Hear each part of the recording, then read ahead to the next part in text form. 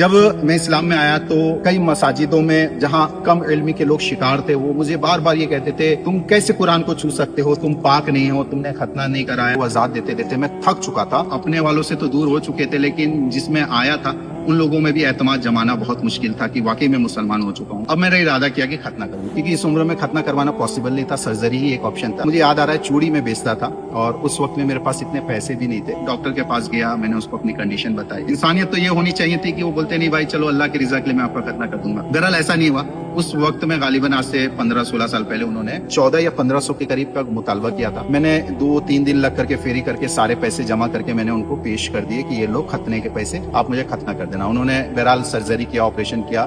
सुबह का वक्त था सर्जरी का और मेरी नींद जो खुली, मैं बेहोश था। उसके बाद गालिबन ईशा के करीब वक्त हो गया। नर्स कुछ देर के बाद आती, डॉक्टर साहब ने कहा है बेड खाली कर दो। मैं बोला कि अब मेरी सर्जरी हुई, पैर फैला हुआ, मैं कैसे हिलूंगा, कैसे जाऊंगा, क्योंकि मैं जो किराए में रूम में रहता था वहां से गालिबन 5-6 किलोमीटर दूर में रहता था। अब मैं कैसे जाता? सारे पैसे तो मैंने दे दिए थे ऑपरेशन के लिए। वो एक बार आई, 2 बार बेहोशी में मैं बार बार सो जा रहा था। हॉस्पिटल से बाहर निकलते निकलते मुझे कमोबेश 15 से 20 मिनट हो गए, रुकते रुकते बैठते बैठते। वो जो दर्द था ना, वो दर्द को मैं नहीं बता सकता आपको। कितनी तकलीफ और कितनी शदीद, क्या करूं क्या नहीं करूं समझ ही नहीं आ रहा है। रूम तक कैसे पहुंचूं? बहरहाल हिम्मत जुटाई, किसी न किसी तरीके से उठा और उठने के बाद जो है मैं सोचा चल के जाऊंगा, क्योंकि लिफ्ट भी नहीं मांग सकता था। वो 5 किलोमीटर का जो सफर है ना, आप यकीन जानेंगे, मेरा रब देख रहा है, बाकी मेरे दिल के हालात से वाकिफ है। वो मेरे एक एक आह को, एक एक मेरी तकलीफों को सुनता है। मैं आपसे शेयर कर रहा हूँ सिर्फ उस शख्स को जवाब देने के लिए। वहां से मुझे घर पहुंचते कमोबेश 5 से 6 घंटा लग गया। जब तक रूम पे पहुंचा मेरे टाके फट चुके थे,